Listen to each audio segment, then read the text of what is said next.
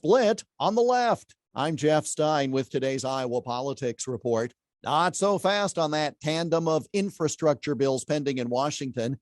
The chamber that has a clear but slim Democrat majority, the House, is having a hard time herding its cats. There was a promise made to bring the so-called bipartisan infrastructure bill, which D.C. folks are calling the BIF or BIF. There is an attempt to bring that to the floor next week. That was the promise that was made. We're talking here about the $1.5 trillion or so for roads and bridges, which already passed the Senate.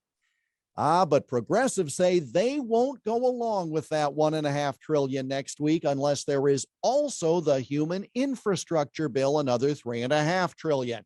And that is where the split occurs because moderate Democrats in both the House and Senate say that's too much money and they won't go along with it. The head of the Progressive Caucus in the House says they can count some 4 dozen members who say all or nothing. They're willing to tank roads and bridges if they don't get all they want. And remember, the Democrats can only lose 4, not 4 dozen members to still have the majority they need to pass a bill. Now, the president is trying to flex some influence by meeting with House Democrats today, but his influence has never been great within the progressive wing of the party. He's not well known to these newer House members, and Politico says the progressives are not happy about how the administration is handling the issue of migrants at the border, for reasons different from why you might not be happy. Now, we'll see just how good Speaker Pelosi is at keeping her side together.